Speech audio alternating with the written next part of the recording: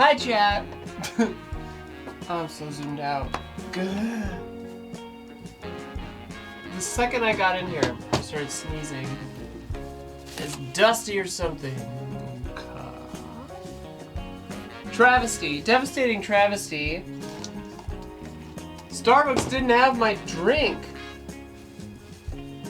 They didn't have the strawberry acai refresher made with water, with no fruit inclusions. And I went to a second Starbucks, and they didn't have it either. Welcome, True Chef. True Chef. This one's not bad. There's a ghost.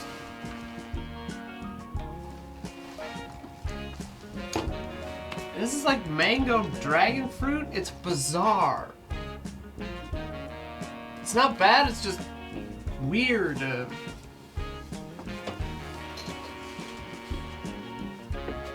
Yeah, so that sucks. Oh well.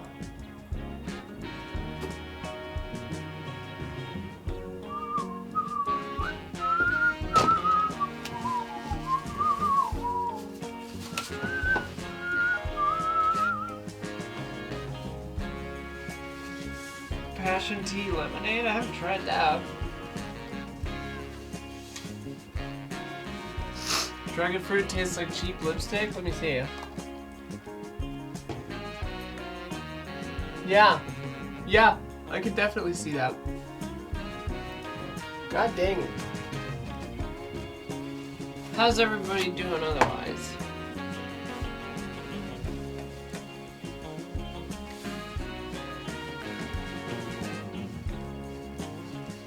The appearance and mouthfeel are the highlights of dragon fruit. I agree. So when it's yeah, just the taste, it's kind of like, what are we doing here? Why are we doing this? What's for lunch? This is breakfast, baby. I just got up. I forgot I was doing this today. I was like, hell yeah, gonna get up, gonna wash my hair, because it's been a minute. And then I was like, then I looked at my calendar as I do, you know, and then I was like, all right, hence my tardiness. Oh yeah, also that, who came up with the joke in chat where it was like, sorry, traffic was terrible. And then you sip from a ridiculous looking Starbucks. Hey, I understand what that means. Tusen tak, Nick Crypt, Nye Crypt. Is it Nick Ripped or Nye Crypt? Anyway, for breakfast we have some dry ass oatmeal and my beloved Kind protein bars. Hey, I understand that too. Jag förstår lite norsk. Sophia says that I am frank or whatever, good at it. But I only understand a lot. I can understand. I'm starting to get to the point in learning Norwegian though, where like when I'm listening to Sophia and her mom talk to each other, I can like follow along. Like I pick out enough keywords that I kind of know what they're talking about, which is kind of a fun milestone for me. Like, I feel like I could do okay. I get a little panicked and I forget how to say anything. Also, most of what Duolingo teaches me is like, oh, jentene elsker jordbær. Or like, edderkoppene spiser elgen. They always do like ridiculous things, like that's the spider is eating the elk or moose. And it's like, a spider couldn't do that. I've watched 3 of the new Black Mirrors, and boy, Joan is Awful, the first one, is marvelous. Insane. Yeah, they changed Duolingo. It's super weird now. I don't hate it. But it like, the first change was when you, I remember back in the day, when you completed a level, it would go, ba-da, ba-ba-ba. It doesn't do that second part anymore. A week or two in Norway and I'd learn a bunch of stuff too. Probably. I mean, Sophia and I just need to talk Norwegian at home. Speak Norwegian at home. She sent me a website of like untranslatable phrases. There's some cute ones. Sophia and I were talking about that actually, that Black Mirror feels less like dystopian. And she had a good point that she was like, she said, I feel like it's kind of a read the room sort of a thing. It's like we're living in a dystopia. So they were kind of just like, hey, let's just have kind of fun little kind of Black Mirror, you know, things. Which I sort of appreciate. I have used Babbel, yeah. I think Babbel is really good if you're trying to learn like the rules and grammar of a language. I felt I was really loving it, and then I got to a point where I was starting to get a little frustrated because I was like, yeah, cool, I love that that's the grammar, but like I don't know what those words are yet. So for me, what's working is I need to do Pimsleur more, especially because it's fucking crazy expensive. It's like $30 a month. I guess I should have just bought Norwegian outright. I don't know if I still can do that. But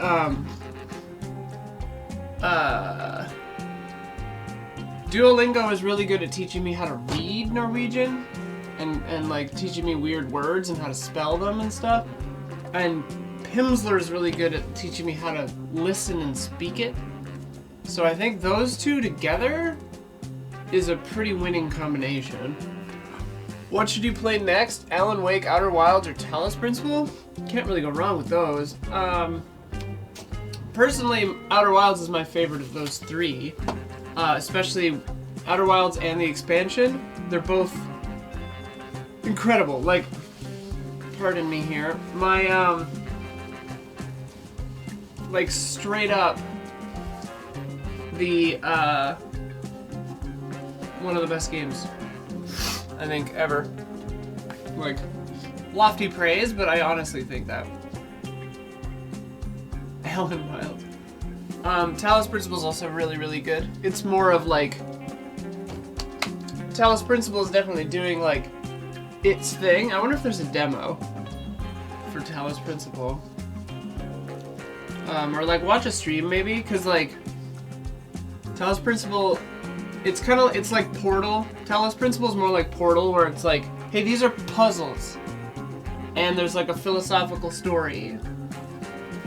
Outer Wilds is like, hey, explore this, and there's a beautiful story.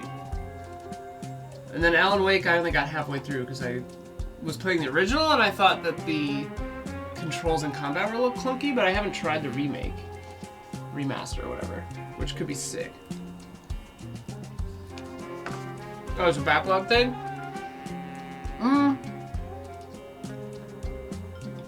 Outer Wilds is, Alan Wake's probably the shortest of those. Outer Wilds, then Talos Principle, lengthwise. But I would say, I mean, I don't know, just do Outer Wilds. It's fucking amazing. There's an article about Charlie Brooker's new approach on The Guardian, in The Guardian. The Guardian is British, right? They have some good stuff usually. Is Outer Wilds hard? That's an interesting question, because it's like, yes and no. It's hard in that, like, some people get frustrated with kind of like what it is. Like, some people get frustrated with the time loop or whatever, but I just say, look at the time loop as an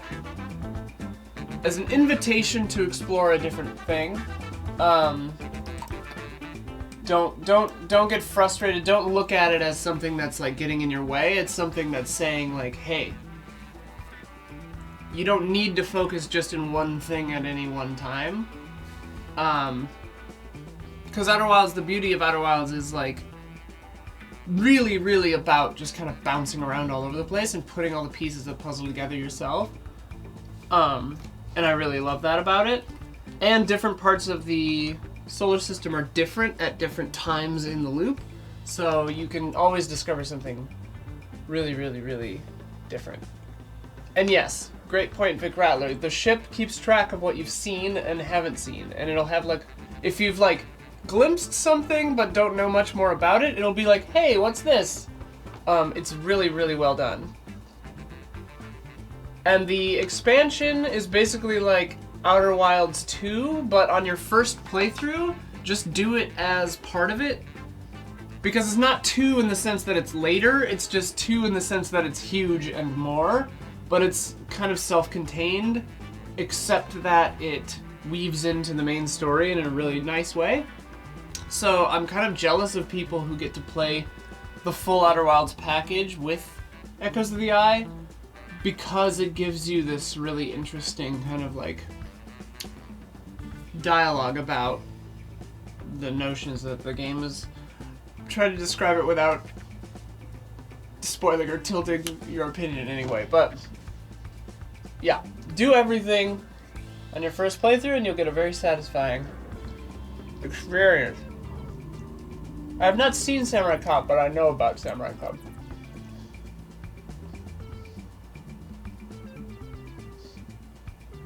Yeah, Outer Wilds is like, honestly, one of my favorite games ever made. Like, Bloodborne and that probably are like tippy top, and then Symphony of the Night probably. Third platinum yesterday, God of War Ragnarok? Hell yeah. Congrats. That's probably not an easy platinum to get.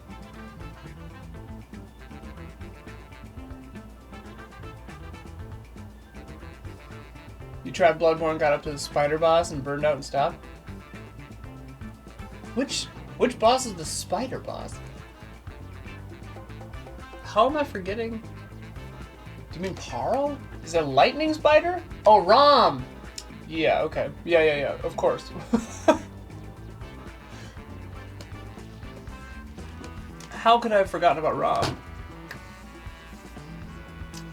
Rom's interesting because the fight is either hilariously easy or you get trolled and it's really hard. I remember I co-opted Rom one time. Like, I was co-oping into other people's games. And me and whoever I went into, we just rushed Rom, killed it before it ever teleported, and that was that. Like, it never even moved, and it barely dropped any spiders. I actually am a little bit of the way into a new playthrough of Bloodborne. I went and I did following a guide, because I was like, how do you do this? Because you had to go into certain like glyphs to get a certain thing, because I wanted the Blade of Mercy for the whole game, and I didn't want to kill Eileen the Crow, so I found a thing that was like, get the lost Blade of Mercy in this Chalice dungeon. So I had to get to Bloodstarved Beast to get the thing, and then I had to beat, the hardest part was I had to beat this other chalice to get the chalice with the lost blade in it, and the boss on that one was kind of tough, because I was like level 6. But yeah. Ooh, a Chicago run would be pretty cool. Yeah, I always want to spend more time with Chicago, and I always want to spend more time with Maria's weapon.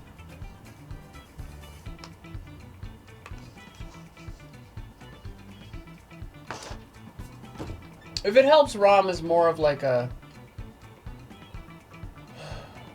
vacuous spider than a real spider. Have I played 16? Yeah. I had played the demo, And then I jumped in last night just to make sure it continued my save, and I played for like an hour. So I'm, whatever that is, 3 or 4 hours into it. He's a vacuuming spider. He's got 8 little vacuums. Chalice dungeons are nuts, yeah. I never hated them. I think doing the Chalice dungeons to get the Bloodborne Platinum was kind of fun, even though the cursed fire dog, whatever, sucks. Oh god. Oh, you really don't like spiders. Hell yeah.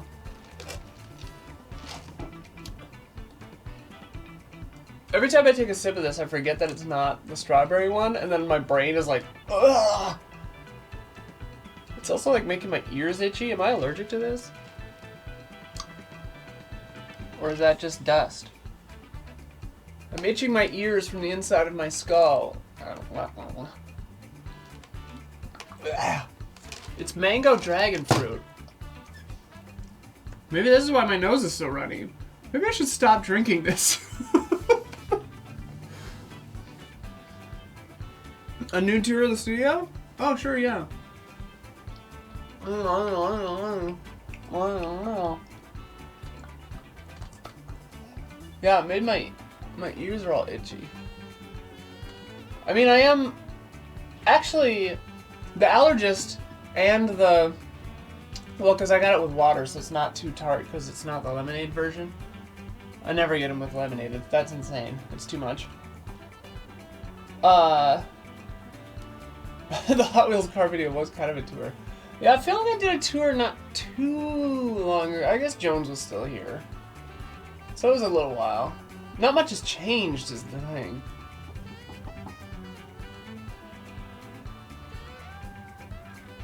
Yeah, the fact that allergies change go. Well, I went to a dermatologist and she literally said, well, you're pretty much allergic to everything. And then I went to the allergist and then they said, well, you're pretty much allergic to everything.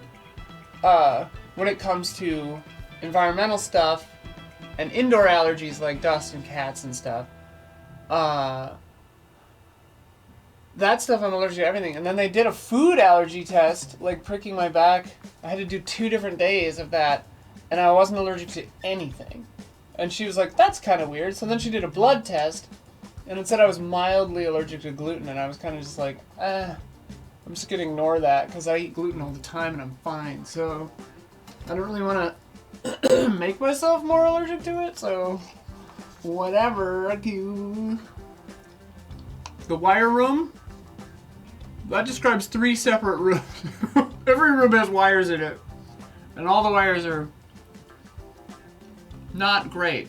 The wire management, the problem is, and I mean it's a production space, right? So it's like never gonna be pristine and perfectly, like it's not dirty, it's just like the cameras have 4 wires coming out of them, and there are 6 cameras in there. And so like, and I have to keep the wires loose enough because for different shows we have to move the cameras.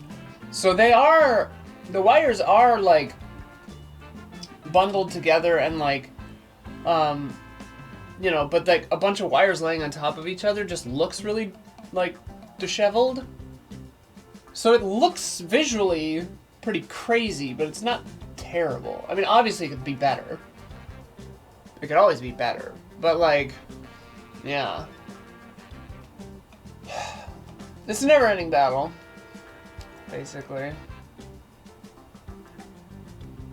Am I gonna try microdosing? Well, I am now doing the allergy shots. So they're giving me 2 in my right arm for environmental stuff. And I guess they're starting out, it's like a diluted thing right now. I have to get 3 shots a week for the next 5 years. And then maybe I won't be allergic to everything anymore. Fun. And then I'm getting 1 in this arm for indoor stuff, like cats and dust and all that. But yeah, the allergy sheet was pretty funny.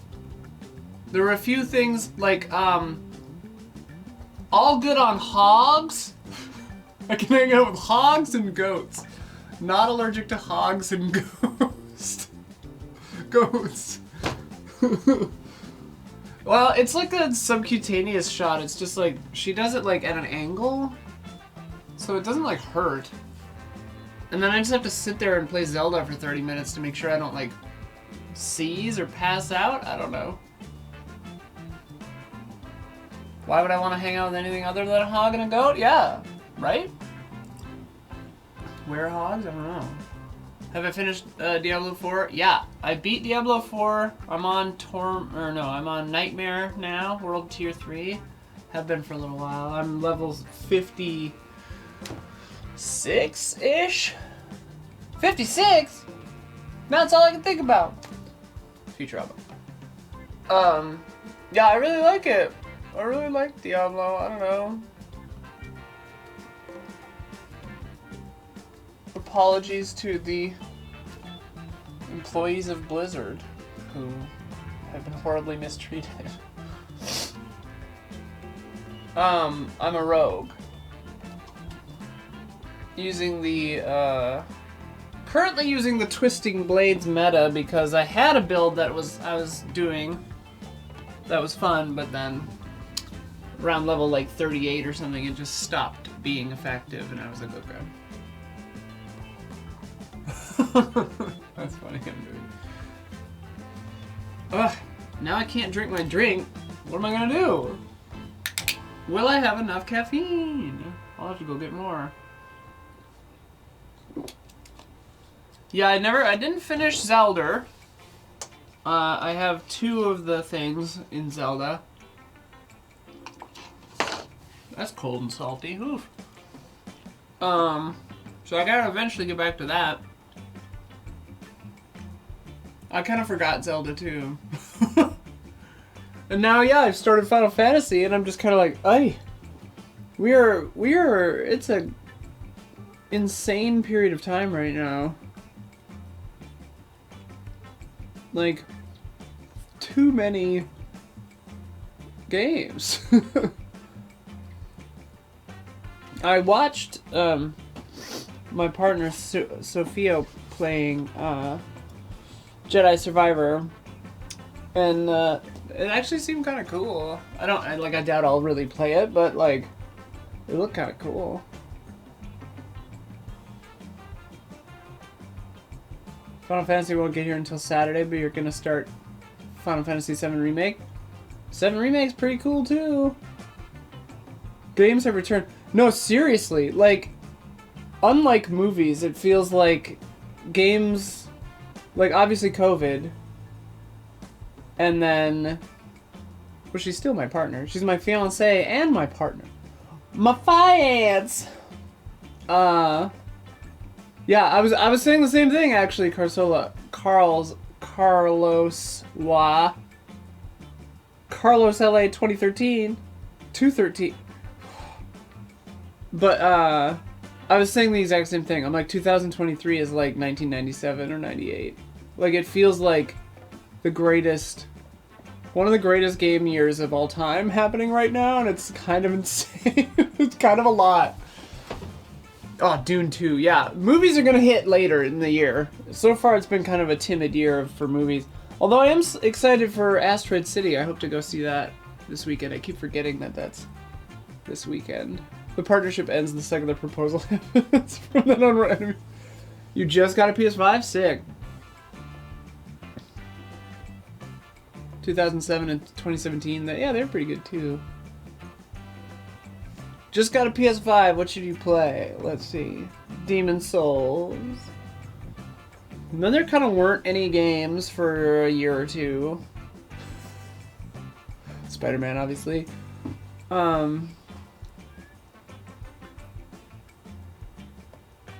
Yeah. Oh my god. Like, I thought June and July were stacked for games. And then they're just like, September, October, November, all packed. Like, Super Mario Drug Trip looks crazy. Oh yeah, Returnal is really hard. My experience, I've talked about this before, but my experience with Returnal was so interesting. Like, I've never liked a game thematically so much and then been so horrible at it, it pissed me off until I stopped playing it forever. Our Super Mario RPG looks incredible. People in the comments of me and Don's reaction video were like, how do you not immediately recognize the Mario RPG intro? And it's like, because I've never played it. I never played it. I didn't have a Super. Starfield? Oh my god, I forgot about Starfield. I completely forgot about Starfield too. God. This year is insane. Even if Starfield is just like whatever, if it's like an 8, that's still crazy. Lies of P, dude? Yeah. That demo was sick. Baldur's Gate 3? Yeah, I don't know. Starfield, like, I am so cautious on that because it's like Bethesda has hyped up their stuff in the past and it's come out pretty jank. And like, it feels right now that they're promising that this game is everything. Armored Core, dude, yeah. Fuck. Armored Core looks so cool. Yeah, Spider-Man 2 and Mario Wonder on the same day. I forgot about that. That's bonkers. I mean, I'm in it. Like, I'm gonna play Starfield. Like, I used to love... Like, I get a lot of flack for hating Skyrim, but it's like... I was obsessed with Fallout. And Morrowind. And Oblivion. I just didn't like Skyrim. Because Dark Souls came out and changed video games for me forever. And, like, that's just how it went. But, like... Starfield, like, looks like the right mix of Fallout, nitty-gritty garbage, like, those backdrops and stuff, backgrounds. I was like, oh yeah. Alan Wake 2, Star Wars Outlaws is next year, right? Because that looks insane. WrestleQuest in August, yeah. Mr. Showtime, are you the one who came up with the joke of, sorry traffic was terrible, and then you take a sip of your Starbucks? Was that you? Because I think that's funny. I have seen... Wait, is there a new Poor Things trailer? I've seen a Poor Things trailer, because it looks amazing. Like a dragon. You're gonna miss seeing Skyrim being announced. That wasn't you? Okay. Thanks for being honest. Maybe it was Uzi or somebody. I recall it was some wonderful sardonic presence in our chat. I am gonna go watch Asteroid City, yeah. I'm excited for it. I really like Wes Anderson. I don't know if you saw the latest the latest reaction shots where Hubert Hubert was like, I hate Wes Anderson. And then I started listing Wes Anderson movies, and he was like, well, I like that one. I like that one. Oh, I really like that one. And then at the end of it, he's like, I guess I really like Wes Anderson. And I'm like, yeah. There's an LA pop-up? I didn't know that.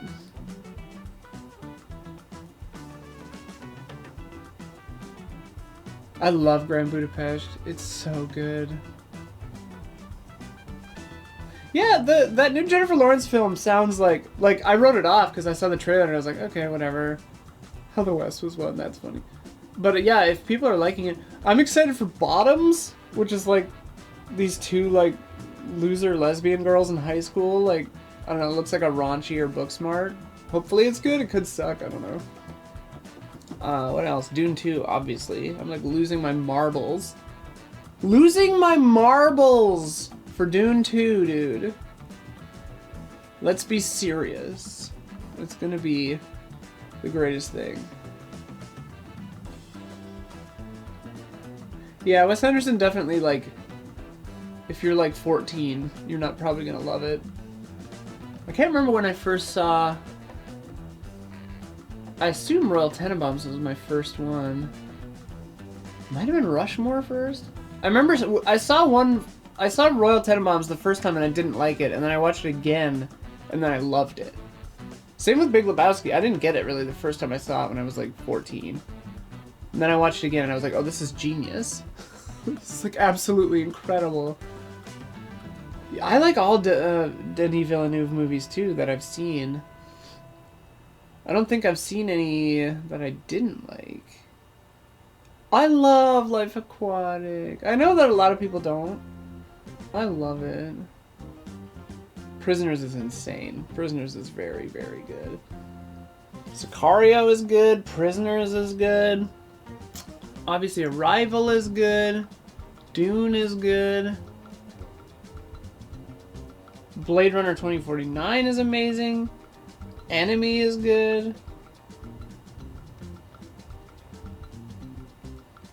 Enemy is nuts. Enemy is the one with the spider, right? I think they're doing a Blade Runner sequel series.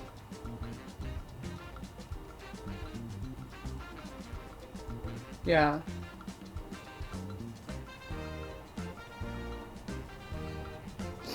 For Slamazon. I also like 2049 more than the original. Like, obviously, I've always loved Blade Runner. But... And I think society owes much to Blade Runner, the original, just for the vibe. Like, obviously, it had a huge societal impact. But yeah, I think 2049 is just kind of like a more cohesive package. Although Blade Runner 1 is incredible too. I mean, I'm a huge fan of cyberpunk as a genre. Like, I love William Gibson novels. I've read pretty much all of them. Neil Stephenson also. So yeah, can't not love Blade Runner, but... And the Blade Runner game, which I've still never beaten. I love that game, but I've never beaten it. Because my first playthrough, when I was a teen or whatever, one of the guys just got away, and I was trapped in an eternal fail state. I could never do anything, because that can happen in that game. Oh, why do I keep eating this? It's cold as shit. Gibson is Neuromancer, yeah. That's basically the book that coined cyberpunk as a thing. Neuromancer is great. The whole Sprawl trilogy is really good. Neuromancer, and then, I forget the order. Mona Lisa Smile, and then, or Mona Lisa Overdrive, I mean, and, what's the other one? The Sprawl trilogy, yeah. Have I seen Johnny Mnemonic? You know I have, baby. Love that shit. Yeah, it's called the Sprawl trilogy, because that's what the United States is called in that. Count Zero, thank you. I always forget about Count Zero. And then there's a short that's also in there, Blazing Chrome or whatever. I think that's... It takes place in the Sprawl, but I don't know if it's actually part of the... Whatever. The Peripheral is also fucking great, the book. The show was pretty good. I think it was a little confusing how it ended. But The Peripheral is really cool. The sequel was okay to Peripheral. It's really funny because he brought it out to dinner with your family and forgot to order because you're Burning Chrome. Blazing Chrome's a shmup. Thank you, RF. Yeah. I knew Blazing Chrome was wrong. I was like, wait a minute. I haven't watched Foundation. I watched the first episode of Foundation. I need to keep going on it. It was out. Stabbed myself with my fucking ring. I liked it. I am obsessed with Silo. I am losing my mind for Silo. Haven't read the book. Wool or whatever.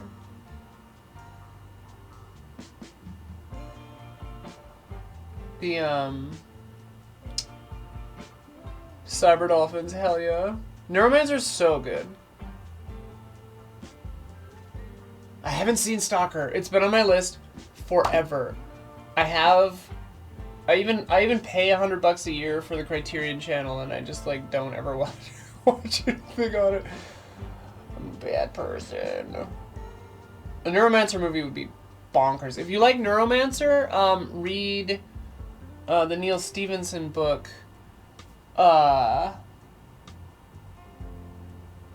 Snow Crash. Really cool. basically the same thing. But really, really, really, really good. Snow Crash rips.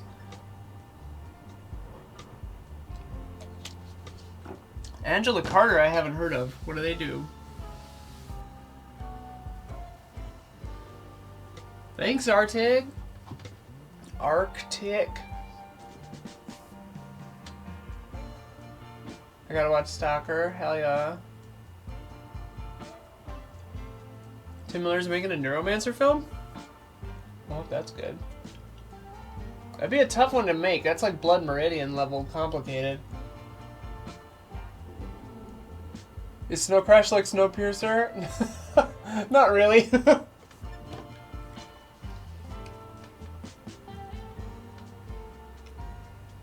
Yeah. The fact that his name is Hero Protagonist is fucking stupid. But, whatever. I mean, that's Neil Stephenson for you. Like, he's like famously bad at endings. I think Snow Crash is one of his more cohesive novels. Like, Diamond Age just fucking stops. It's just like, we're done now. It's like computer orgy and now it's over. It's like, oh, alright, cool. Seven Eves is really good. I really liked Seven Eves a lot. I'm so conflicted on this Three Body Problem show. Because Benioff and Weiss, in their, you know, they were really good at Game of Thrones when they had a book to go off of.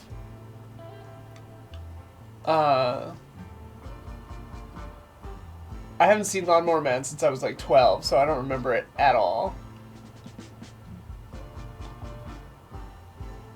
But yeah.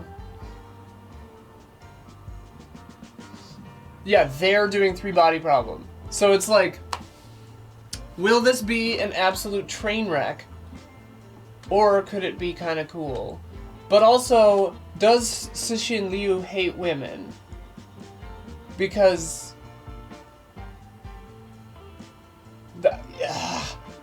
Three Body Problem is so irksome to me because the trilogy has some of the greatest sci-fi ideas I've ever seen, I've ever read, but then it's also just like, I put it into the fuck you for reading category of things, like that China Melville book.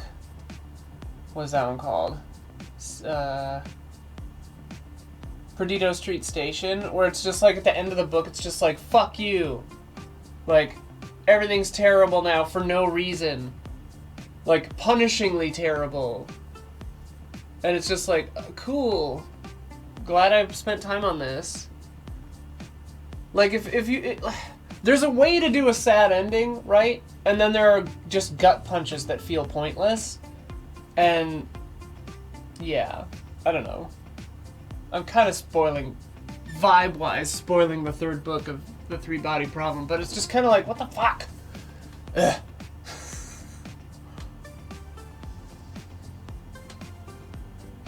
IK Mirror? What's that?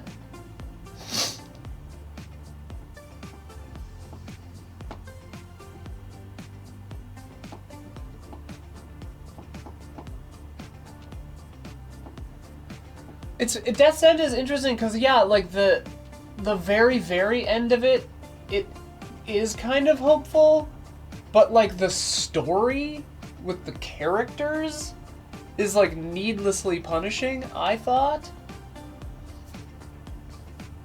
But yeah.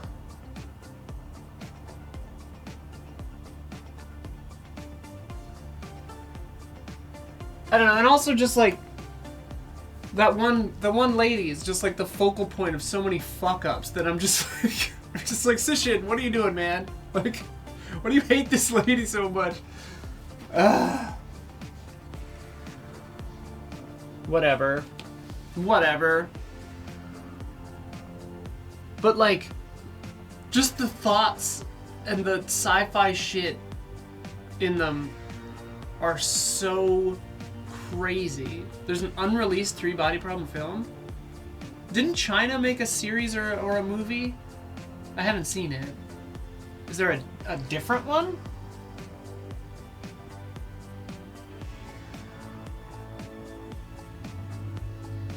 Because, like, on the one hand, I think it's not that hard to adapt. It would just be really expensive. Wall facers, yeah, hell yeah. Fucking crazy. And, like, the sword holder or whatever, and just, like, the underground cities, and, like, dimension bombs. Like, this shit is crazy. But, like, what's also crazy about Three Body Problem is it is a slow burn. Like, the entire first book is, like, barely sci-fi. Did the camera freeze? Mine did it. So, maybe refresh.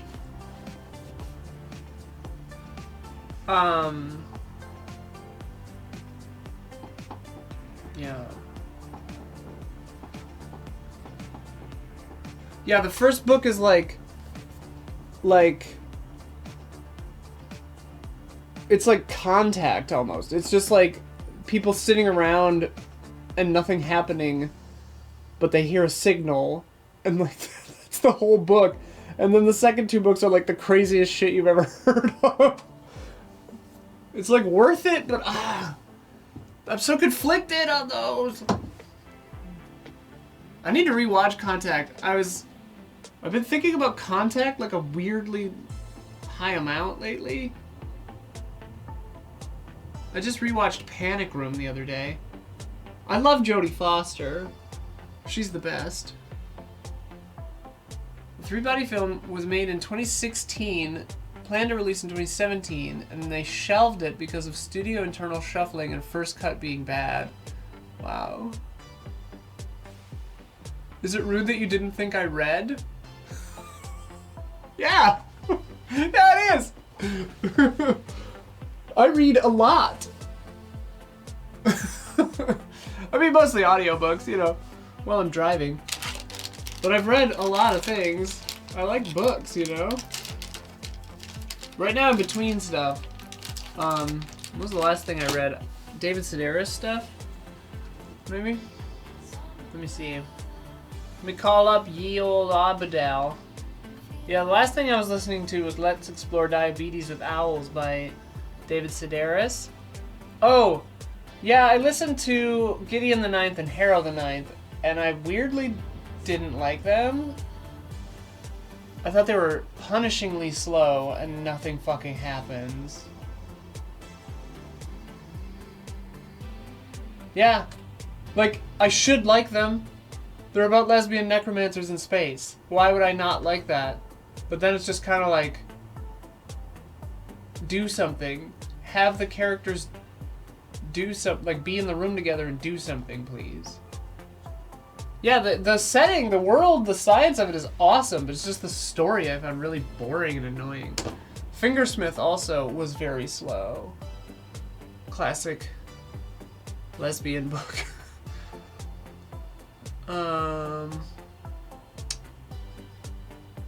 Yeah, I've just been kind of jumping around. I was doing the Expanse books, but I've got like 4 to go on that. You haven't listened to a book in a minute. Norse mythology. That was a good one. That's what I was doing. I was rereading Analog, the Area X trilogy. I read a lot of poetry too. When do I want to bring back the mandatory update? I always want to. Elise and I talk about doing one sometime. Do Andrew's Dream of Electric Sheep? Nice. The Book of Disquiet? I haven't heard of that. Sounds nice. I like the title. Wise King's Fear? Is that by the Patrick Rothfuss? Because I read the first one of that and I got kind of annoyed because I'm just like, if it's from that. Neil Gaiman, Norse mythology, yeah. Rothfuss. I didn't like that first Rothfuss because I was like, it does that thing where it's like, hey, I'm super cool and badass and awesome now. Let me tell you my life story. And then they fucking start when they're 6 years old. And I'm like, dude, I don't give a shit. I don't care about you being in school for 20 years. Start when the cool stuff happens. Like, you know, somebody was like telling a story where it's just, yeah, the berserk method, where it's like, let me tell you this story. I was born in Des Moines, Iowa in 1985, but the story is about like a movie I saw last week. Ugh. At least it's doing great. I saw her the other day. Red Rising? I have not. Tales from Earthsea? I just did Wizard of Earthsea recently, actually. It's all about how life got flipped upside down. Yeah.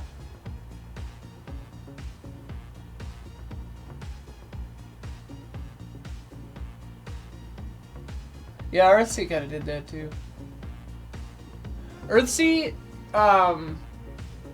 the bummer with Earthsea is like I really liked it, but I could tell like because it's a bit older and like I think maybe aimed at younger readers that like I would have loved it if I hit it when I was like 10. You know?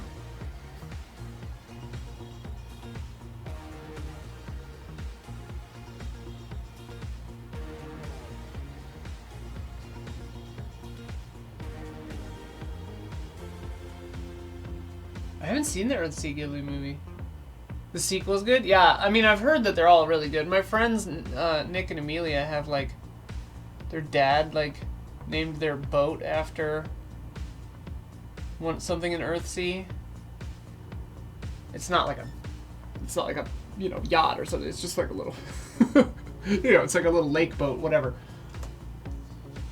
I don't know what it's called, but...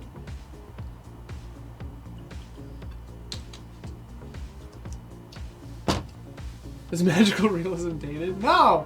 Magical realism never goes out of style.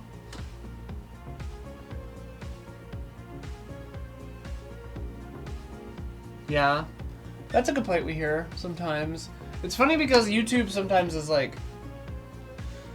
The algorithm wants things to be an hour, and then the algorithm wants things to be 10 minutes, and then blah blah blah. And like the algorithm never works for us anyway. Because nobody fucking watches Mysterious Monsters. It breaks my soul.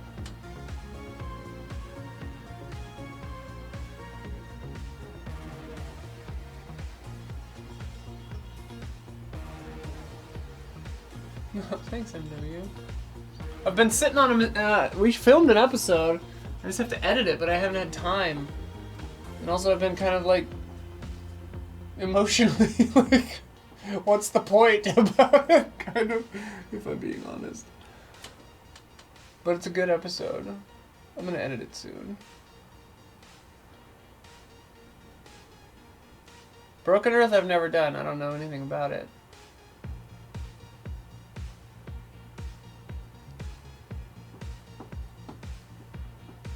I have a bunch of editing to do. We've shot some stuff that I'm really excited about, and I gotta cut it all. Thanks, MW. Yeah, I mean, I love Mysterious Monsters to the moon and back. It's just like kind of a bummer when we do all this effort and then they don't get very many views. Wait, you've been watching us since you were 15 and now you're 32? Have we been doing this that long? That can't be true. Is that... Wait. Wait. I guess Game Trailers was around for 13 years and we've been doing this for 7. 8? Are we in year 7 or are we in year 8 right now? I can never remember. Oh my god. I mean, yeah, Game Trailers was doing it before I got in. We're in year 8. Thank you. I feel like I should know that. Oh my god.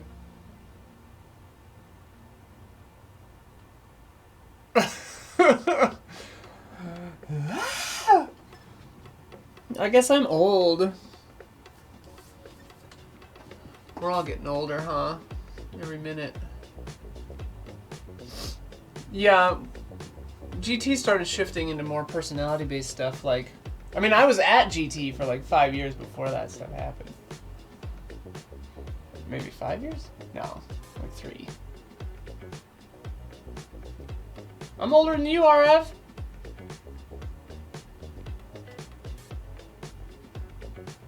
When we go to conventions, we're gonna get our grow up watching you. We do, yeah, we do get that sometimes. It's kind of like, whoa.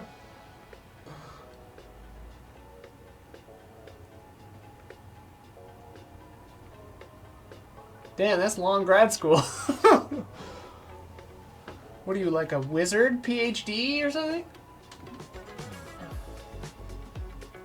Persona 5 spoiler mode. Okay, nice. That's funny, Rebirth. I feel like I've seen your name around forever. Thank you, Fox. Yeah, PhDs seem like a pain.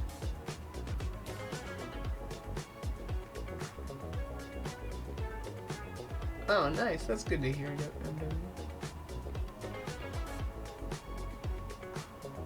It's funny, yeah, like, game trailers was definitely just like a job, and I was working for Viacom, so I would edit for Spike TV and Comedy Central and MTV and VH1 and Logo and Bravo. Also, but mostly game trailers. And then, like, we started doing Mandatory Update, which I think is one of the reasons that I made it through the big culling when Defy picked up game trailers. Even though I was an employee of Viacom, not game trailers. Well, and I was a freelancer. I didn't even actually work there, because that's how they did it. Still, just everybody's a permalancer. And so, yeah. I mean, also, it didn't hurt that I was, like, just a really fast editor. But, yeah, it kind of changed everything. And then, like, Easy Allies at Defy was a really weird time, because it's, like, it was really fun, and we were kind of just, or not, I mean, game trailers at Defy. It was really fun, and we were all kind of just dicking around. Because I think we were all kind of just waiting for the other shoe to drop, like, kind of the whole time. And then we all got fired. And then I was kind of like, well, we could do, like, a thing. We were going to call it Easy Alliance. And then, because Jones had said he didn't want to do a thing. So I just got the other guys together, and I was like, do you want to do a thing? And then, like, literally a week later, Jones was like, hey, we could do a thing. And then we were all like, yeah, we were already talking about it, but sure, yeah, let's do it. It'll be sick. And then, yeah, Jones let us use his garage, and the rest is history. And that's when it started feeling like, obviously, ownership over it. Remember the garage? Yeah. God. Sometimes I marvel at the space that we have here. You know?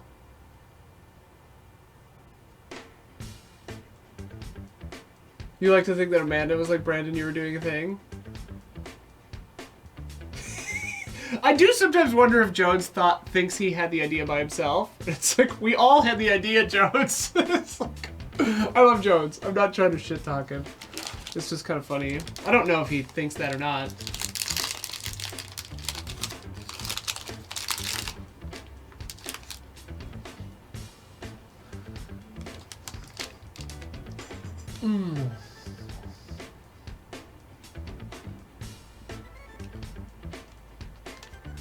Oh, the garage was insane in the summer. Yeah, it was a nightmare. Like E3 in suits, 95 degrees,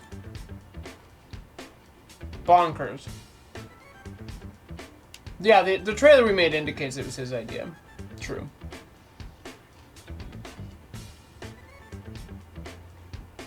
Mysterious food brick. This is a Kind bar. Breakfast protein, dark chocolate cocoa. Normally this is what I have in the morning. This is all I have. Yeah, this is garage. Credit where credit is due. Obviously. I'm not trying to say this was my idea. I think it was a group effort, for sure. We all got together, we talked about it. Definitely not my idea. Just alone, it was all of us.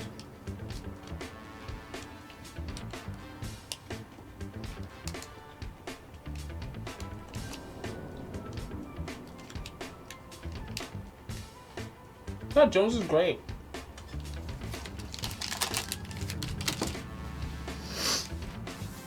This thing, I must be allergic to this, because once I stopped drinking it, my ears stopped itching and I stopped having a runny nose. Is that weird? I also just have a runny nose most mornings for like an hour.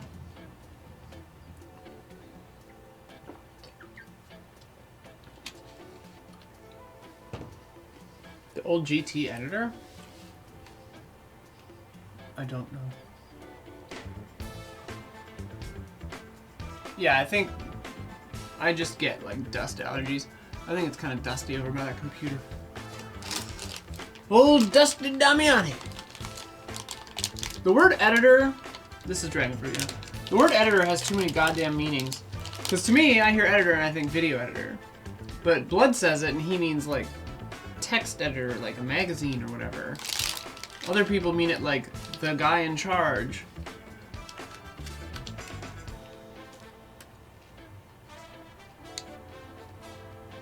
The source of dust. Yeah, like every job is an editor. And I'm like, what the hell's going on?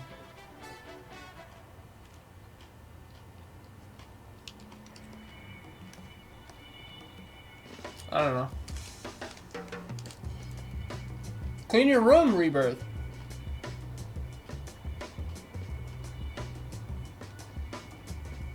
I mean, we all edit our own realities in a sense. That was what they said in film school, where they're like, I mean, Walter Murch talks about it in his book, but it's like, every time you blink, you're making a cut. You know? Like, turn your head and look the other direction. You blink. It's your brain making like an edit between this camera angle and this camera angle. And you do it without thinking about it. It's kind of cool to start seeing life like that.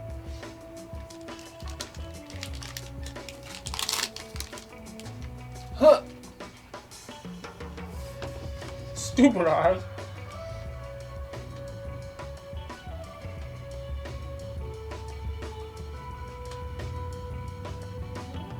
Is that why I said to do cuts on movement shots? Basic editing stuff. Edits will look more like fluid if you cut on motion. So like, if somebody's talking, like for our podcast, right? I'm watching, if I can help it, like let's say Huber starts talking, right? And I'm on the wide. If I can help it, I'll wait for him to start doing like this with his hands or something. Something that'll be in the next shot. And then when he's like here, I'll cut to the next camera. So that the motion of this carries through the cut. And then your brain doesn't notice the cut as much. Because the motion like ties them together. You can also do like stuff with eyeline.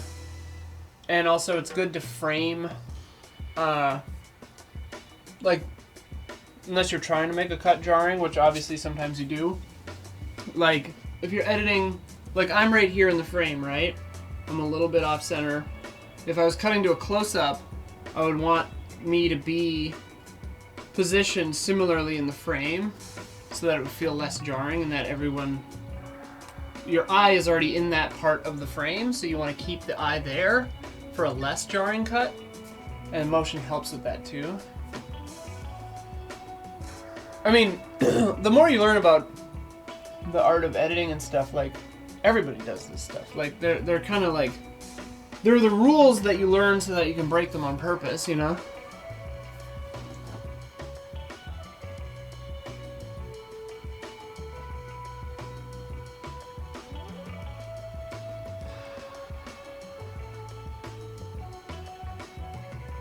Yeah, Mad Max Fury, I actually thought about that exactly as well, Delta. Like, Mad Max Fury Road is a master class in editing and framing and like forethought of the shot composition, because they intentionally framed most stuff right in the middle of the frame so that they can do really quick cuts, and they're cutting on the motion, but your eyes are always in the same spot on the frame even if things are way different, so you're always tracking everything that's happening. And they like guide your eye between shots with such intention. It's so good. Sophia was telling me about the 21-minute long shot. I'm curious about that. I haven't seen Extraction 1 or 2. But yeah.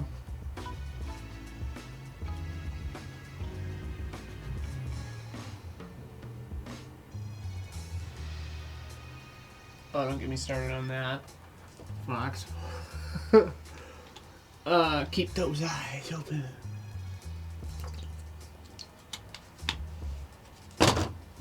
But yeah, Mad Max Fury Road in black and white was actually fascinating because it drew out the performances a lot more than I expected it to. Like, I was noticing all kinds of stuff in the acting in black and white that I didn't in color. Like, all these tiny little nuances. Really cool stuff. Yeah, what is it called? Blood and Chrome or whatever? I got to see it in theaters. It was phenomenal. I love editing. I don't know. It's like, I don't know. Editing is my passion. I mean, it kind of is, I guess. Filmmaking in general. And music. Dems me real passions. You ever get these little wispies? I always tuck them behind my ears, so I feel like they look like sideburns, which I don't love. But they're just like really long wispies. But then they're all poppy outy because they're always behind my ears. So they end up behind my ears again. It just looks like I have big sideburns.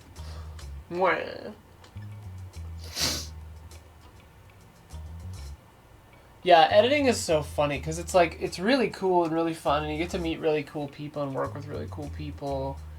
And then sometimes you get a producer or an exec that just gives you stupid ass notes that are so annoying, and you're just like, dude, no, you are wrong. Don't make me show you that you're wrong, just believe me. But I'll show you that you're wrong if you want. I don't review a lot of games. Is there a game I think about reviewing? I've only reviewed one game ever for Game Trailers, and it was Talos Principle. Because nobody else was going to play it. I don't review games because I'm in the Fantasy Draft League. So it wouldn't be fair.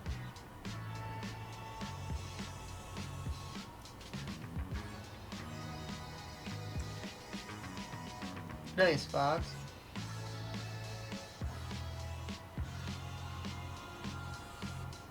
Two is coming out? Oh, well, 2? I thought you said, well, 2 is coming out, and I'm like, 2 of what? You still have your copy of Swords? Aw, thanks. Yeah, I've actually been working on a huge, complicated space board game for like 12 years. Every like 2 years, I'm like, I gotta do some work on that. Most recently, I caught the bug to like get my prototype, like art and stuff done, and all that stuff, so that I could get a prototype ordered from Game Crafter, and then I guess at some point within the last, like during COVID, in a fugue state, because I have no memory of it, I did that already, because I was looking at my laptop and I was like, I know I have some more files than this, so I looked at I like remoted into my work computer, and I had done all of it. The whole game was finished, like prototyping, except for like some level 4 and level 5 jobs. I don't have enough of those. I wanted to have 20 of each, but I only have like 10 of each. But yeah, so then I ordered it. Now I have it at home, so I just need to do a bunch of playtesting on it. But yeah, it's like you can build your ship with modular parts.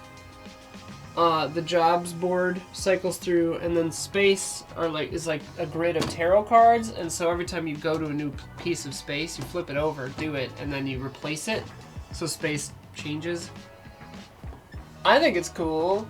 Hopefully it's fun. I don't know. Yeah, it's called Outer Space Rat Race. I just need to like finish it. It's a lot of work making games.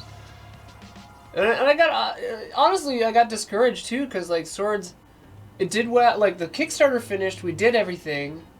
It's I mean, it's basically every space game, right? But the other one. But then I like couldn't do that next step. That's kind of how I feel about a lot of my stuff, where it's like I do the thing and then I don't get it to the end zone. Like I don't get it picked up or published or popular, or nobody sees it. You know, it's just kind of like.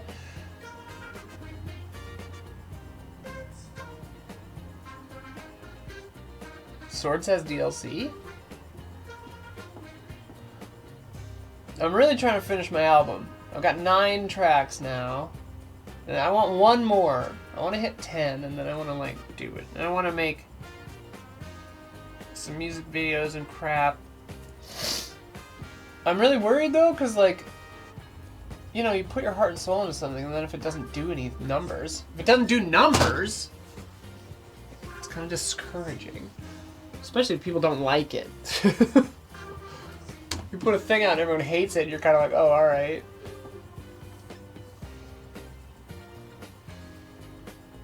Obviously, I see the irony of saying this while I'm saying this online, live, and people are watching me say it. Like, I'm very appreciative for everything that I've achieved so far. And I love it. Oh, I released, yeah, because I was making a computer game version of Swords. But then after my dad died and stuff, it was just, like, I kept intending to finish it, but it just kind of got, it was just kind of too much. And I was just like, the amount of work that this would take for the amount of, like, return it'll have, because it won't have any, I was just kind of like, you know what, I'm just going to put it out where it is now. So that's free on my itch.io, Swords. I made some, I think, pretty decent music for it. It has Jeff's amazing graphics in it. It's an open world RPG maker game with interesting lighting and a computerized version of Swords. It's just random, but like you can play Swords against the NPCs. They'll attack and defend and riposte and stuff. And yield. Pretty proud of that. I actually had to just kind of, I made like, it picks a random number and then whichever number is which move it'll do. I intended to make certain characters favor certain attacks, but I didn't get to that part, you know? So like, the big scary guy will mostly attack and the strategic person will mostly yield, so you could like sort of figure out by dueling each character like what they tended to do. Right now it's just random, but yeah. So I just put it out. Make mediocre art with alarming frequency, baby. Hell yeah. Life motto. I gotta get back into that mentality for sure. I got too scooped up into the grind, the hustle.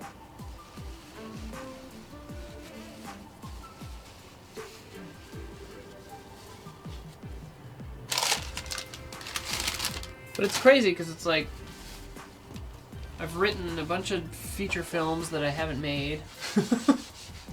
I adapted a Vladimir Nabokov novel into a feature film script, which I'm really proud of. And I think my idea for, I would do all the locations as miniatures, but the actors would be people, like regular live action people. And I think it would have like a really weird vibe. Invitation to a beheading. I gotta ask the estate if I can have permission or something and then try to make it. I think I could do it on a decently small budget, actually.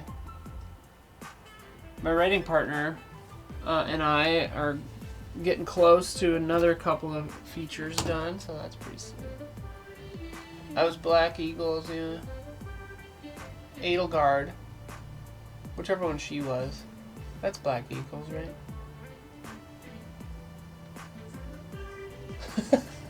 Nice box. I didn't know you could unlock that one if you weren't subbed. That's funny. That's cool. Somebody in Discord made that. I don't know who. but I ganked it from our own Discord because I thought it was cute. And I didn't have enough emotes of me. I had neglected to make emotes of myself. Oh, channel point. It's Edelgard's birthday today? Cool. That's funny. Emote for me.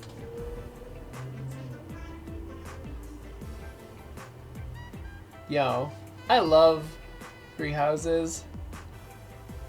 I really liked it. I bounced off Engage. Well, I didn't bounce off it. I played like half of it. And then Damiani kind of didn't like it. And it kind of just, I was like, oh, okay. I guess I'll stop then. I just dropped it. Dropped it like a hot rock.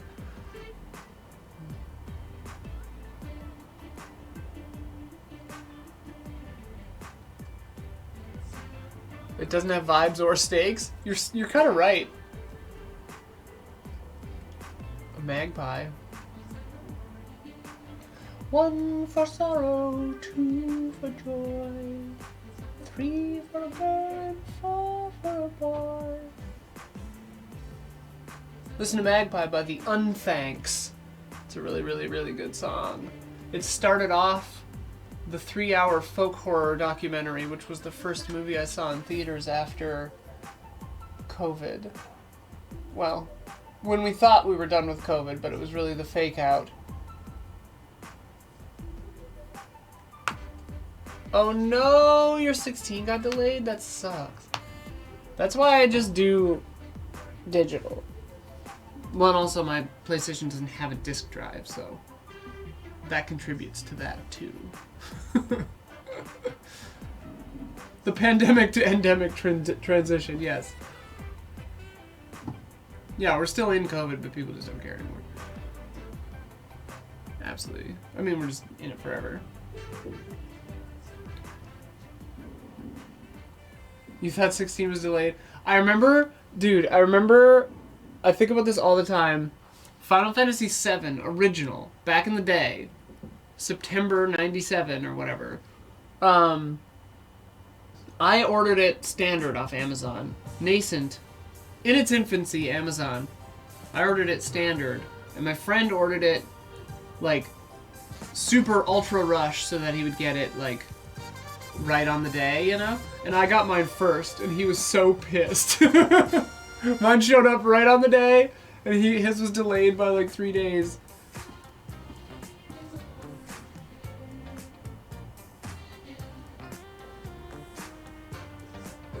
Hi, Caleb. I also like Photoshop. Great program. How hot does it have to be until I can't stand the heat? It's been in the hundreds the past couple of weeks. Oh shit, that sucks. LA is pretty good at air conditioning. Like, where our office is too air conditioned, and then my house has air conditioning. So with AC, I can tolerate anything. When the AC goes out, anything above 90 is too hot. It is funny though, like, since transitioning that, I tolerate the heat way, way more. I think it's because I can just wear appropriate clothing and show more of my body and be less warm. Like, I don't have to wear selvage jeans when it's 100 degrees outside. Because I didn't used to like wearing shorts. But now I'll just wear, you know, shorts. And I'm like, this is great. So, I like the heat more than I used to.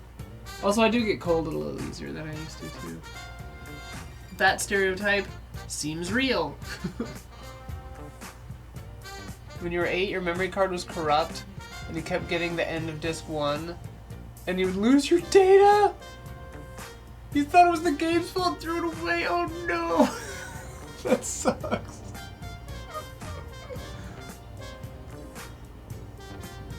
Oh, doing that ANA with no air conditioning was rough. I think by the end of it, it was like 98 or 100 in this studio. Oy. For sure, Mara. Yeah. Yeah. I also like, you feel in HD. Girls feel in HD, gang. Did you know? Like, I'm used to it now, but when I started transitioning, my, like, sense of touch got way more acute, bonkers. Like, I can feel everything. 4K feel, 8K, 16K sense of touch, which also means that, like, it hurts to get, like, pinched more, but, like, I don't know. And yeah, also, yes. Rogers, yeah. All that, way better. Way better. Way better! Oh my god. I mean, just, you know, obviously, consider the source. I didn't like what was going on before. Men feeling 720, yeah. 480, maybe. That was my experience. You didn't know, though. I didn't know. I didn't know the difference.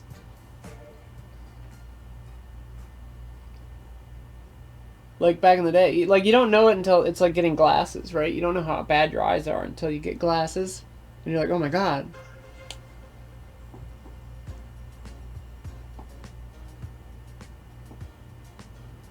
Feelings went from an old black and white TV to an IMAX.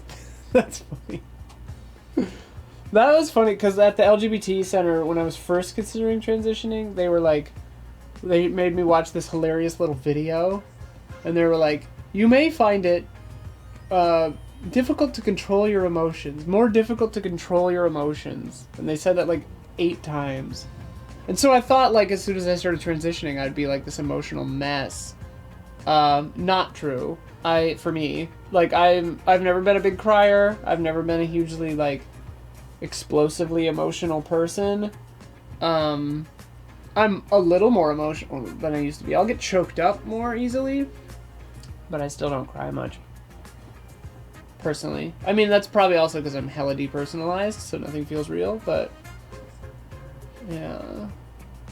Age does make me more emotional as well, yeah. Great point, Arctic.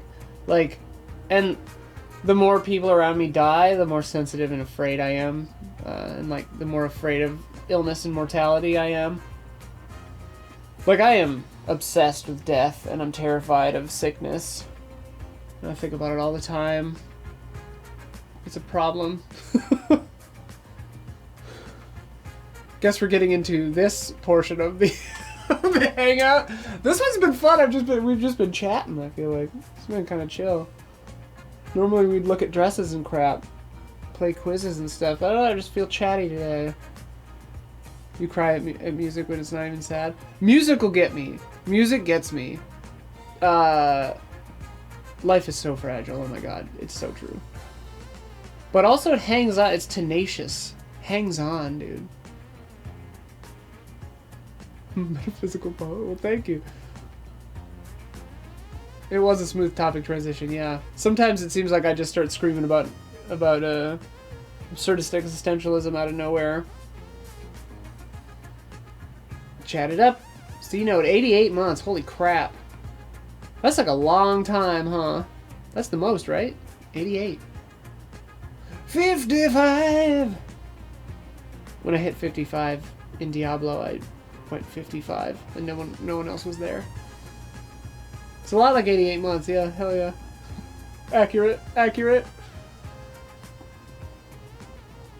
I love the EZA community. Seriously, I feel so lucky. You're absolutely right, Fox. It's like part of the reason that it's great that we're the size that we are, because I feel like it feels way more like a family, it feels like a community, you know? Like other channels, it's just like, you know, the community is like the name of the gang of people screaming hatred at you in the chat. But us, it's like, it's a community. Like, yeah, sometimes there'll be a shitty comment or two, but like, it's generally not so bad, thankfully. Oh, but music. Yeah, music will get me. Like, I intentionally picked songs at my mom's funeral and my dad's funeral that would make me cry. Now the Green Blade Rises at my mom's, and King Singer's cover of Lullaby at my dad's.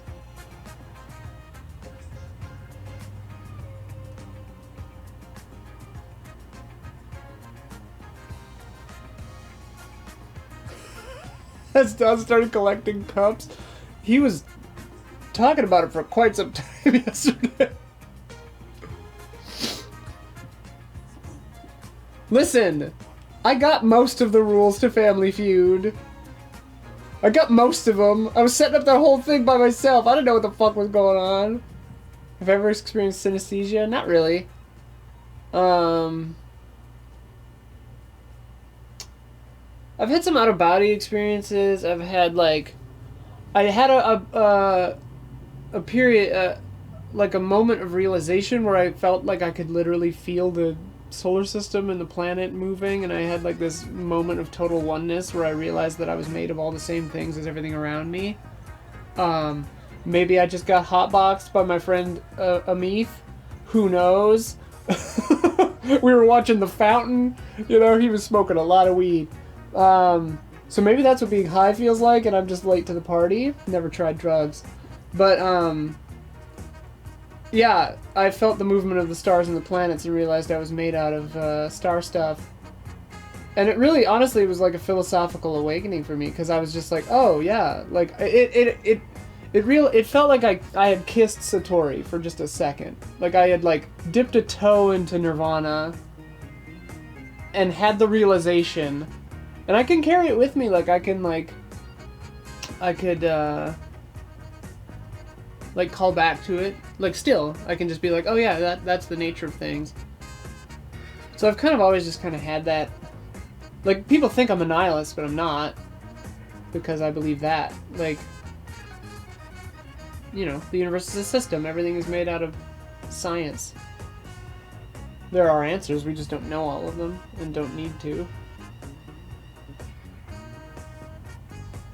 So, not synesthesia necessarily, but I've definitely had, like, cool, weird, like, psychedelic experiences without drugs.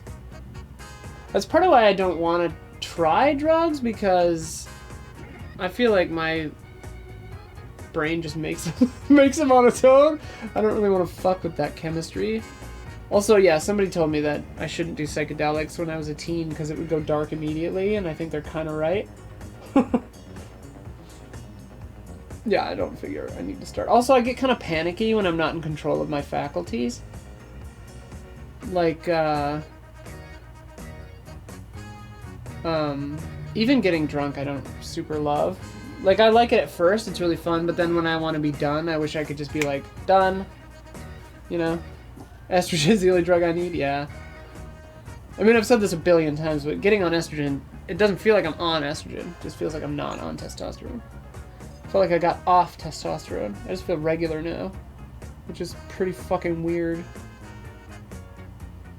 Like, it's a crazy experience in your life to live for 35 years thinking like this is how people feel, and then to get on the correct hormones and be like, oh, normal people just feel regular. They don't think about this shit all the time. And they don't feel weird all the time. They're not like, walking around in some kind of bizarre haze. You know? It was obviously a life-changing experience. I drink sometimes. I really like scotch. I like Lafroig. From the island of Isla, actually. Glenfiddich is pretty good. That's what my dad liked. We would have like little cups of scotch together sometimes. I like bourbon. I like Maker's Mark. You know, what my friend Kit calls gay water. Vodka tonic. I'll have that sometimes. Vodka tonic is if you just want to have like a crisp little sweet thing and get a little tipsy. I really like Lafroig. I haven't tried a lot of Merlots. I used to drink wine a lot in college, but I got over it. Because I drank a whole bottle of wine and puked on my friend's couch, so I stopped drinking wine. Pretty much haven't had wine since. Yeah, I mean, if I drink too much, I'll get, like, dizzy. Not, like, drunk, but, like, swimmy and dizzy. Some stuff, like beer, I can't drink anymore. Some point after college, I just stopped being able to have beer. Which kind of sucks, because I really like, oh my god! The big, thick Irish one. What the fuck? Guinness! Jesus! I'm losing my perspicacity.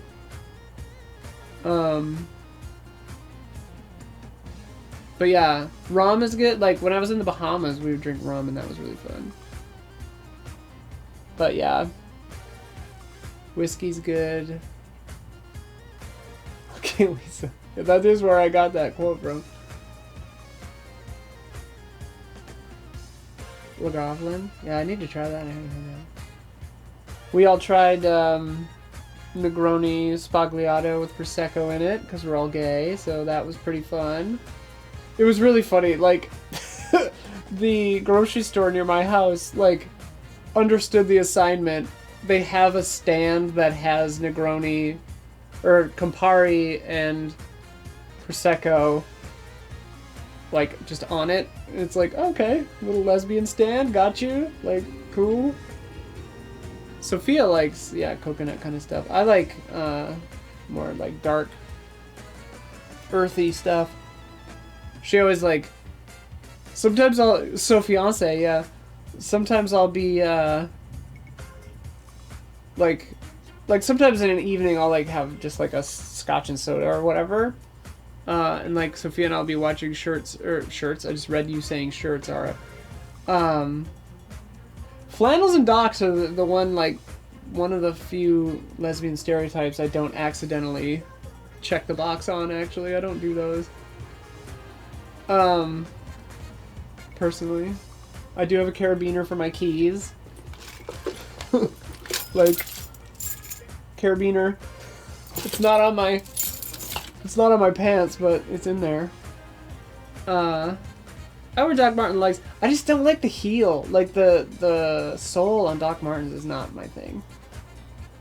The big, thick, it's not my vibe, really. But anyway, sometimes I'll be drinking a Lafroig, and, like, Sophia will be like, is something on fire? She'll be like, what's that smoky smell? I'm like, that's my drink. I'm like, no, it's my drink. And she's like, oh. Yeah. So I like to drink that kind of stuff, I guess. It's really earthy. Yeah.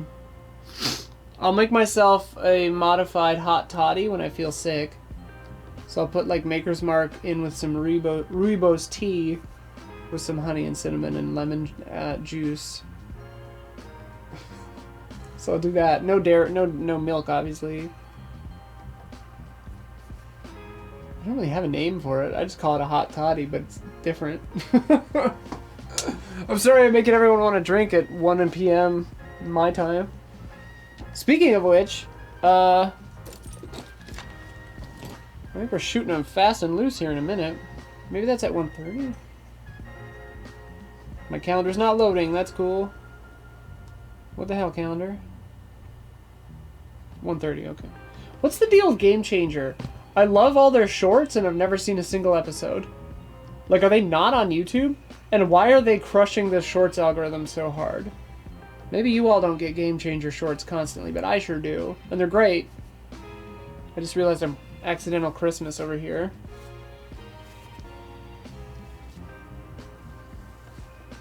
Yeah, yeah! Not weirder. Same. Brandon Lee Mulligan. Brandon Lee Mulligan is... Like, I know, we're, like, acquaintances. He's a good friend of a friend of mine. Like, we've had a bunch of dinners and played D&D together and stuff. But, like, he's, like, YouTube bait. They fucking love him. I was making fun of him, actually. I'm like, how do I get your YouTube juice? Like, fucking A. Anything he's in. It's just everywhere. Oh, my God. Yeah, same thing, not weirder. Like, I kind of don't want to watch Game Changer. I just love seeing the shorts. Because I kind of like it out of context. Like, I get the context, but I sort of just like it as it is. His almond rant? I don't know if I've seen his almond rant. I've seen his, like, realizing he can't win rant, and I think it's so good. The man's a genius. The man is a genius. Like, mind like a steel trap. Memory, insane memory. He remembered meeting Sophia like 6 years ago. Thankfully, he did not remember meeting me because he met me before I transitioned. So I took that as actually a huge compliment because I was like, oh, I'm different enough. that you don't remember. That's really nice. But he remembers everything. Everything. He has like a photographic memory or something. It's insane. I need to watch the almond rant. I'll watch that after this. I don't want no Abzabba. Don't want no almond joy. Chocolate Jesus, Tom Waits. Check it out. Great song.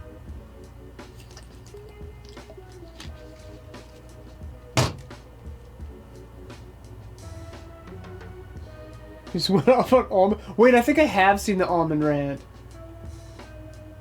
His rants, he's a genius ranter. I wish I had that ranting prowess.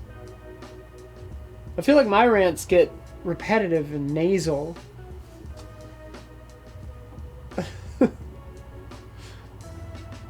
Sometimes I'm so used to being interrupted that sometimes I'll be talking and like if one of the guys doesn't interrupt me, I'll have like a mini panic because I'm like, I didn't have a plan. I didn't have a plan for the end of this thought. There's no runway. I expected to be cut off by now. And I'm still talking. Like, oh no. Like, what am I even saying? You guys were supposed to jump over me at this point.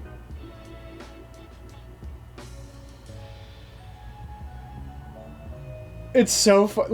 Like on the podcast and stuff, sometimes I'll like hear myself and I'll be like, oh god, I'm still talking. What am I saying? I don't know. But now I'm thinking about what I'm saying. Am I making sense? Am I just, everyone's just looking at me. They think I'm stupid. Like, what's happening? You know?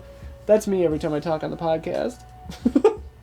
Because those guys are a brick wall sometimes. They just don't react. And I'm just like, cool. Did I say a good thing? I don't know. Gabby's a collaborative overlapper. Other people just interrupt. You know. Oh, Don's final word was amazing. I loved that. Jones is a genius ranter, but at the same time, he'll talk and talk and talk and talk and talk and won't let someone else just jump in. You know? And he knows this. Like, he needs to get better at being collaboratively overlapped, maybe. Love Jones. Yeah, Bloodstone face. Yeah, hell yeah. Metal Gear Solid, dude. I didn't play 1 when it came out. I've played bits and pieces over the years, but I devoured 2 and 3.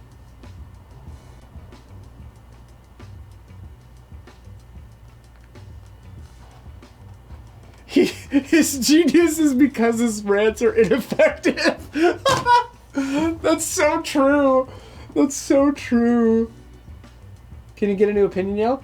I just delivered a huge opinion yell a few weeks ago, if you missed it. We did Opinion Yell Royal Rumble, where I had the patrons give me ideas for an opinion yell, and then I just used all of them. It's like 30 minutes long. Sheet Ghost. Check it out. You'll love it. It's insane.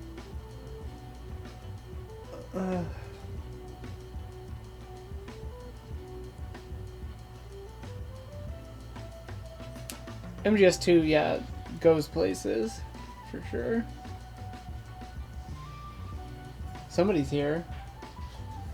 They're unlocking all the doors, so that's probably Blood. Or Dawn?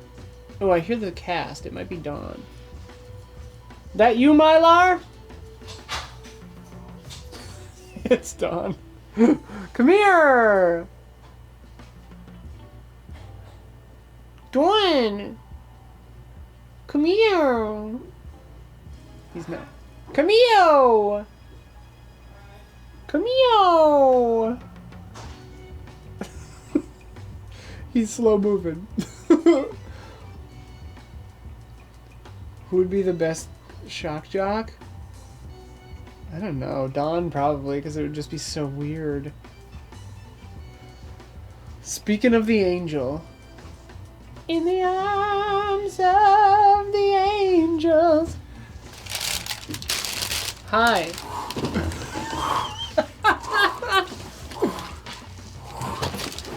Your guardian angel has arrived. Yeah, he has. Actually, remember the Falstaff episode we did where you wrote that one bit? Oh yeah, about guardian angels or Two whatever. angel wings. We made a Welcome to Night Vale style short story compilation Twin Peaksy podcast, one episode called See You in Falstaff. Yeah. Don wrote on one, CD. I wrote a couple. We printed it onto CD. We did? Yeah, didn't we? I did. Oh, okay. I was selling them out of my trunk for a Cassettes. while. I had them on cassettes, yeah. I was selling them on Hollywood Boulevard for a while. Audio Betamax. You would hand them to people and then be like, that'll be $10. Mm-hmm. And then they're like, oh, you've tricked me. I always wanted to do more Falstaff. Yeah, They're tricky. You always talked about that. Remember burning CDs? I do. Sounds like there's another breach. Somebody else is here. Easy Allies, multiple breaches. Multiple breaches detected. An An Easy Allies soap. In the style of Twin Peaks? Lord, that would be so great. Don and I are cooking up a little something, which won't be Twin Peaksy, but hopefully is good. If we can pull it off. Who knows? Studio Ghost. Oh, she's okay, I think. I haven't had any, Oh wait, Kind of depressed. there was something Studio Ghost I thought the other day, but I can't remember. On more podcasts, never again will I have the final word. Unless I win some bets. Will there be more Twin Peaks, yes or no? Oh, good question. There's gotta be. Probably eventually. Although Twin Peaks The Return, while I was watching it, some of it I was like, what the fuck is this? But then after I finished it, I was like, oh, this is incredible. Yeah, I remember liking it. After someone explained it to me. And then I watched it again. The sweeping. God damn it. That scene. Sheet Ghost agrees. On rewatch, it was amazing. Everyone had the same experience. What's Yeah. up, Snug Mode? So the dude just sweeping the floor for 8 straight minutes. I was like, David, come on. It's like, I get it. Yeah, the first watch, you're just like, I don't care about Dougie. Fuck Dougie. But then later you're like, Dougie. Alright. But that's the thing with Twin Peaks, is you don't get what you want. Like, that's the whole point. Yep. It's like, we're not going to give you what you want. Yeah. That's the experiment. Like, you don't deserve it. You've been a bad girl.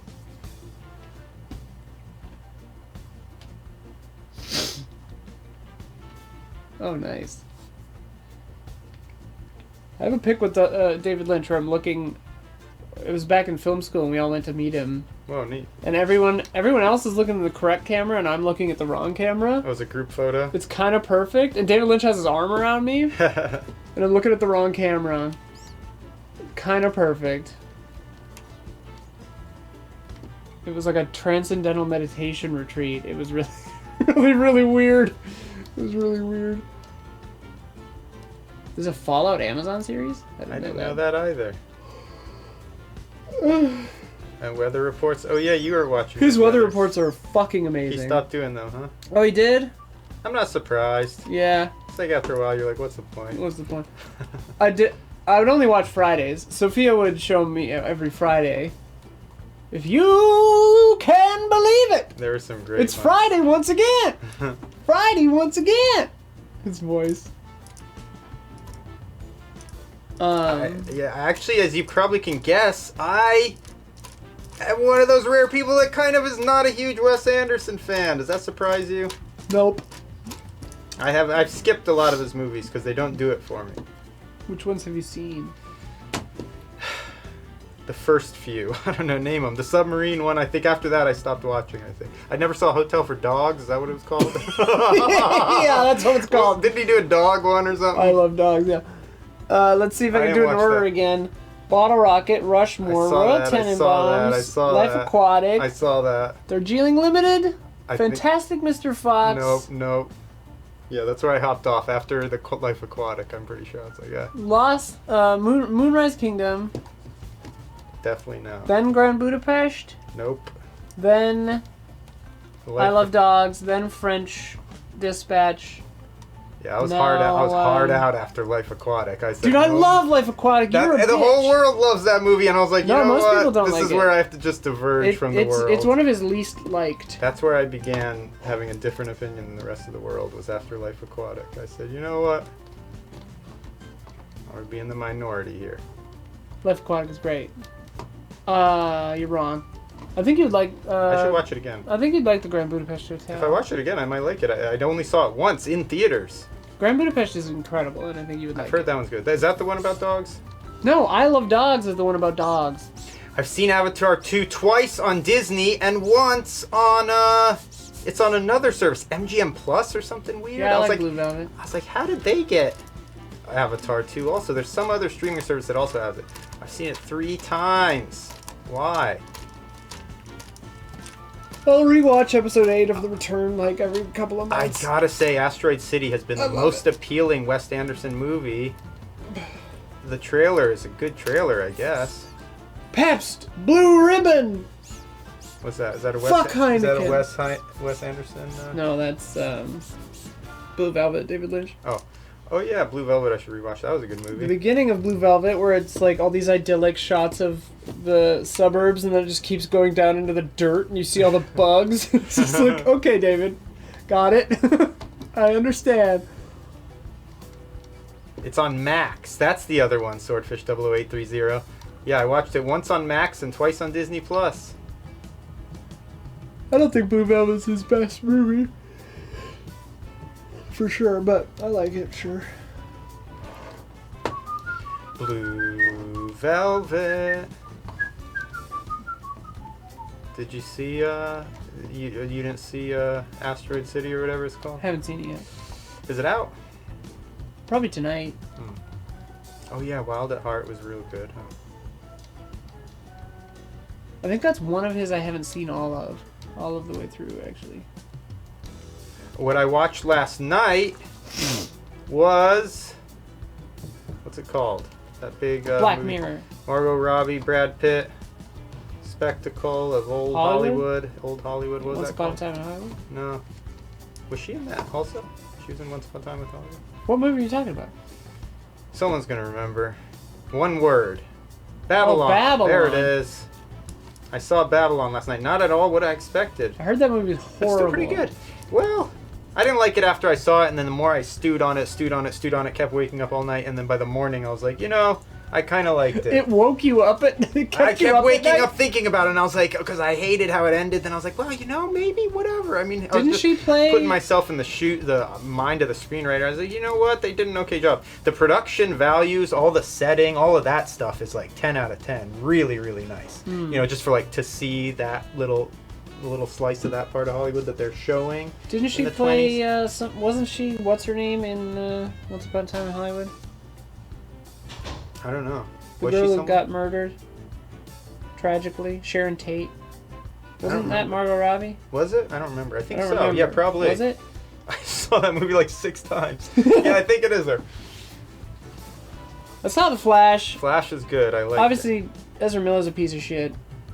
Here's but what I love Michael Keaton. Yeah. And gay Supergirl is so cool and hot that it's like destroying my mind. She was good. She was good. Everyone loves Supergirl. They should have named this movie something different.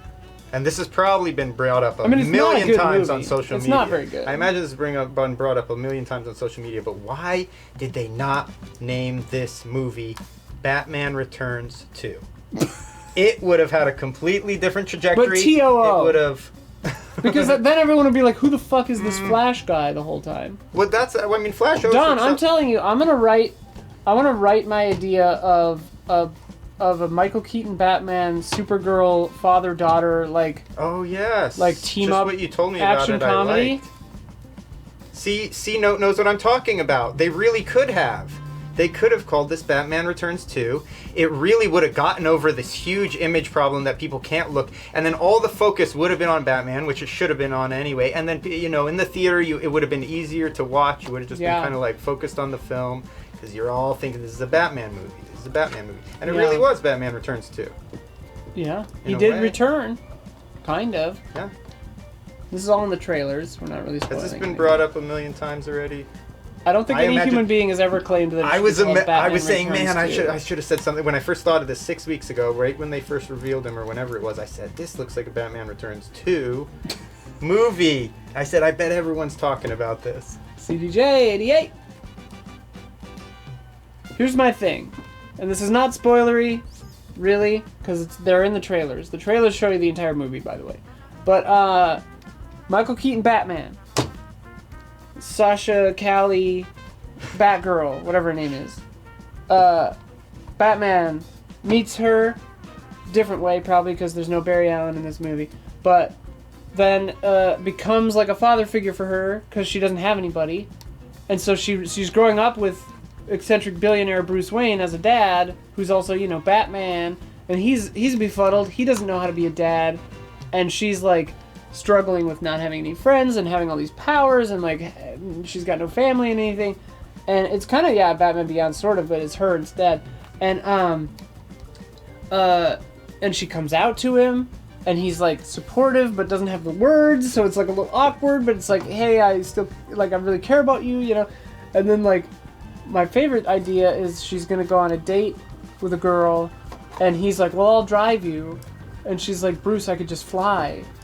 I could fly, you know, and he's like, well, you know, I wanna make sure she's good enough for you, you know, and then she's like, ugh, you're not my dad, you know, but then it cuts to him having driven her there, and he's like, well, knock her dead, tiger, you know, or whatever. It's just like, it would be too perfect. It would be too perfect. I think the like Bruce Wayne. You can't come out to Batman. She's Supergirl, damn it. She can do whatever she wants. Yeah, Batman already knows. Obviously, he already knows. Hold on now. Not Weirder is giving us breaking news. I was gonna keep this Batman thing Wait, going. But what? look at this. Is this true? Because this is big. What? Click on that link. We have the ability. I can't click on that we link. have the ability to click on links. We don't. We It's don't. Been We taken do away. not. It's never. been We never taken had away. it. Bruce bugs the place. This is big news. Everyone. Oh, now hold on. Uzi Suicide brings up a very good counterpoint. Is this thing going back to Vegas? Or going to Vegas? There was a year or two when it went to Vegas, wasn't there? Holy crap! What happened? All right, so Whoa! E3 apparently is canceled for 24 and 25, according to Los Angeles City Tourism Board of Commissions. Well, who the heck's gonna bring it back in 26? I mean, is this true or is this a prank? What am I looking at? What the fuck? I is don't this? know. I don't even know what on earth any of these numbers mean. I don't know. RNs, actual. City tourism, this is why I think it's a prank. This is a lot of kind of lawyer speak. You don't know what's going on here. I don't know what we're looking at, but Well, I don't reports indicate that E3 is Spike officially TV canceled presents forever. E3. That would be great if they brought back Spike and E3. Oh, bottom right of the image. Carpet So, judging. see ya. We gotta go judge. You know, that's a good point Mr. Showtime brings up. We were at one point, do you realize, Isla, our career was knocked out from under us. We were at one point the foremost authority on judging carpets. Yeah. And look what happened when E3 E3 fucked knocked us. us out at the ESA knees. fucked They us. took I was us out at the gearing up knees. all of the carpet reviewing stuff. Oakland loses the Raiders. I know about. I We were heard. gonna do that, Oakland and A's. then they canceled Now it. E3. I'd be happy if E3 went to Vegas. That would be kind of neat. I mean, we'd be forced to go, right? We would be forced to go. Nothing wrong with being forced to go to Vegas. We don't go to PAX enough. Bring the carpets back. We gotta go to maybe a rug store. We gotta go somewhere. And we have to fill out We this. should. We have to Just scratch go to a this rug itch. store, dude. A carpet supply store. Fuck, I don't have an easy update for this week. I'm ready for the gambling stream. Oh my god, the casino chaos. I remember when we did work for Spike and all of that back in the day, and did you go to when they did CES in Vegas? Yeah. And they did I the think live so. coverage of that. That was interesting. The They bad did part all about kinds of that, crazy the shit. whole production went there. It was a big production for Spike. We all went out to Vegas, and we're covering whatever CES. And then everyone's having a good time. And I had like 17 edits or something insane where I was like, That's this is how going to they be get like you. more than 48 hours of work straight. And they're like, we need this in some insane turnaround. And meanwhile, all the producers, everyone's going out, and I'm in a Yeah. hotel room working, Yeah. right? And people Yeah. are coming in and out, like part, that classic thing, like the door Yeah. opens and confetti and all this stuff, and people Yeah. stumble in, Yeah. then they stumble out 10 minutes, and you're just like, racing to finish, and then the whole staff ended up leaving. They said, Don, good news, you get to stay in Vegas for like 4 more days or something. We're extending your thing. I'm like, oh, cool, I'll get to hang out a little bit after I finish my... 30 more edits. No, and yeah, literally, but everyone was leaving except me. So then I was alone, literally alone in Vegas in a hotel room with like 50 edits. It was like being in hell. Yeah. And outside I just blacked out the windows and I was like, you know... We were actually talking about Viacom and like editing as a craft back then, and like that is the other side of editing that I didn't mention is like you're the one stuck still working when everyone else is partying. Yeah. Like for events That's like that, like start. Yeah, everyone else is like, all right, because your job starts when everybody else's job ends. So they're all thrilled, and then you have 40 edits to do in 6 hours. I was literally up. It was the only time in Vegas it was the same experience. Like you're up 24 hours, but you're up 24 hours working. It was not cool. You're like, this is not cool. I remember the only time I've ever been to New York City, it was for an editing gig. This was when I was working for the Board of Trade in Chicago, whatever. And everyone else went to Times Square. Everyone else did all this stuff. Everyone else like saw the Statue of Liberty. I left the hotel room once to get lunch in a cute little cafe across the street in the financial district, and that was it. I was editing in a hotel room the entire time. Yeah, you're like, oh. I didn't get to see any of New York. So I was like, yeah, I should go. Comic-Con was fun though because it was a mix. It always seemed Comic-Con, to be a mix between like insane amounts of work, but you always were able to slip in some really neat stuff. Gamescom also was kind of fun because like I never went to that. I like Gamescom because they had a special area for editing, and I could get things done pretty quickly, and then I would get to go and look around. Comic-Con, you usually have like a day of insane editing, and then you get to go to the parties. It was kind of fun sometimes. Because that's more metered out. Like Comic-Con is, they'd be doing Comedy Central or whatever would be doing interviews, and then they'd bring you each one. Yeah. And then you'd cut them throughout the day. So then at the end of the day, you're only fucked for like 40 minutes. Yeah. And then you get to go to the parties. Yeah, that was a nice little trip. That was fun. Yeah, when they trickle it in, like E3 back in the day too. Like when things would get brought to you piecemeal, that's always fine. It's when you get the big dump at the end of the day and have to cut everything. So has anyone translated that tweet then? Do we know what the numbers... Why are they saying it? It's like, okay, it's not coming back for the next 2 years, but why? What was that data telling us? Because I'm wondering, does that mean it is possible to go to Vegas? The board of whatever has just said in LA, like, they haven't scheduled E3. I think if... so they're not doing it here. If it goes back to Las Vegas, it could honestly be a good thing for it. That's one of the few ways it could bring itself back to life, I honestly think. Tourism board. You know, bring itself... Q3 create a new identity in Las Vegas. Alright, if you are a patron in the producer tiers, we're going to be streaming Fast and Loose live to you with a private link on the Discord in about 15 minutes. Prep yourself. I'm going to go get some actual caffeine because that drink made my ears itch. Yeah, so we're going to go set up for that, and we will be back for that in a little bit. But if you're on Twitch and not our Patreon, even though you should join up, because it's a lot of fun, check out our Discord. Bee-boo, bee-boo. Vic Rattler, important little thing interjecting here. Those are projection sales for the convention center, so it's not going to be there. It's all that means. So it may still be in Los Angeles. It's not the convention center. Yeah, that's what that means. Thanks, Copter. Anyway, don't go too far because we'll be back with the Q&A and our Hot Mike's call-in show. Copter Skates, 74 months. Thank you. Nice little run. Thanks for resubbing, 74 months.